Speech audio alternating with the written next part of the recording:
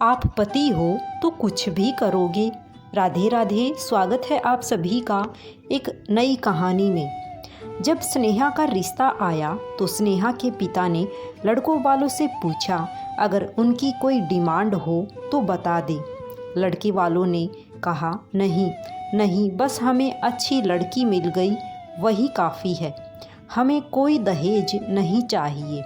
स्नेहा भी बहुत खुश थी, चलो उसको कितना अच्छा परिवार मिला, वरना आज के दौर में बिना दहेज के शादी कौन करता है। स्नेहा की शादी बिना दहेज के खुशी खुशी संपन्न हुई थी, जिससे उसके घर वाले भी बहुत खुश थे और दामाद और समधी की तारीफ करते नहीं थकते थे। हर मिलने आने जाने वाले को उनकी तारीफ करते। इधर स्नेहा भी खुश थी।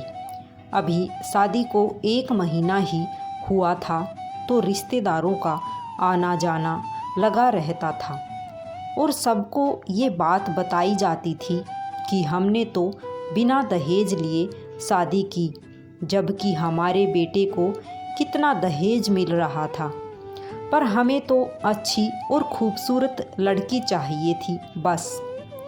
इसीलिए हमने लड़की देखी, दहेज नहीं। शुरू में तो स्नेहा को ये बातें आम लगती थी, पर उसे हर बात के बाद और हर रोज़ ये बात सुनने को मिलने लगी।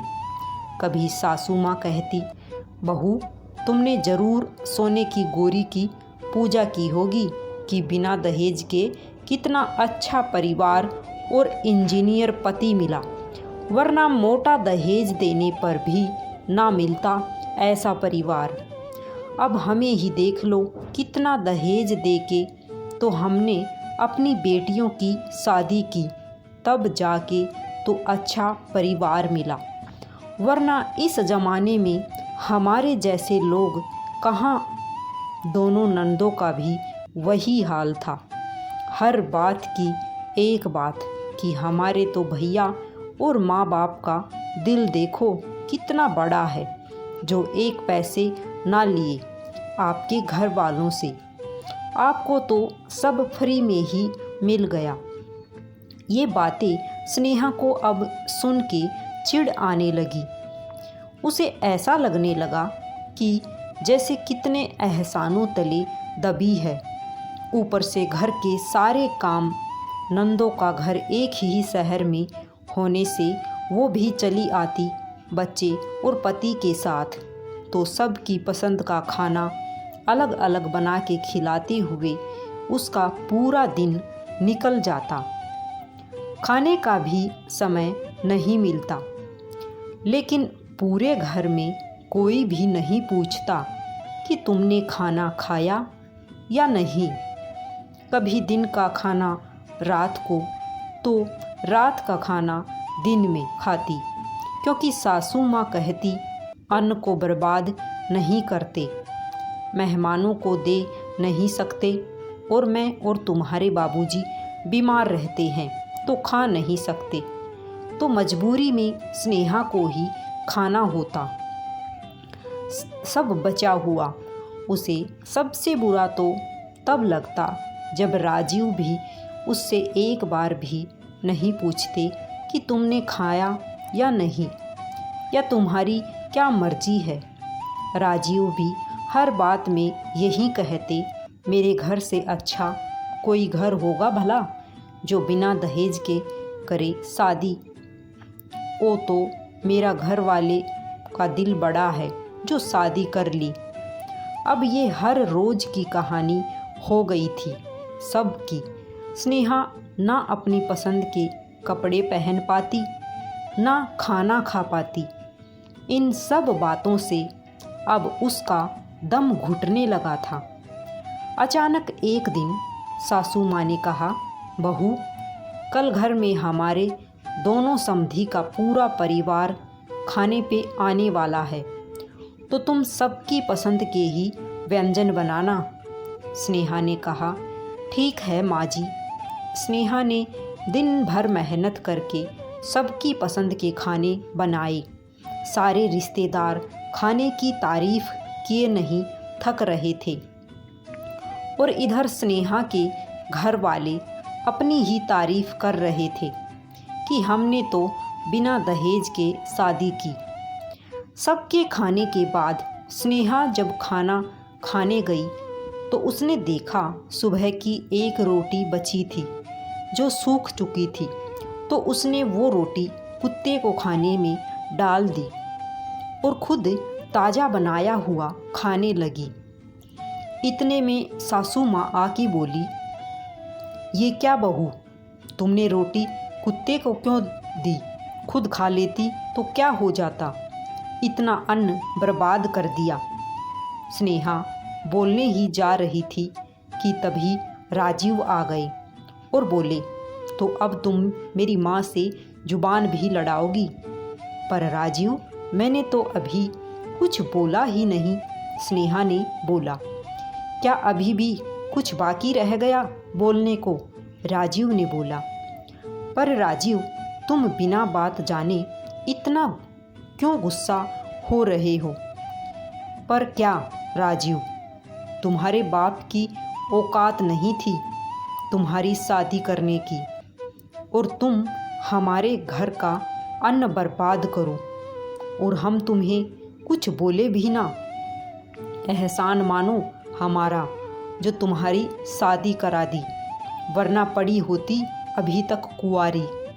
बस बहुत हुआ, बहुत सुन चुकी मैं आप लोगों की बकवास। इतना सुनते ही स्नेहा का गुस्से पर काबू ना रहा। उसने राजीव को बोला, अब अगर एक भी शब्द बोला तो अच्छा नहीं होगा।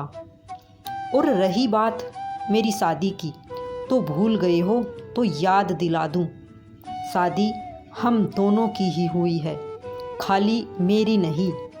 रही बात बिना दहेज की, तो तुमसे मेरे पापा ने पूछा था, कोई मांग हो तो हमें बता दीजिएगा, क्योंकि मेरे घर में दहेज देना और लेना दोनों ही काम नहीं होते और ये कानूनी भी जुर्म है।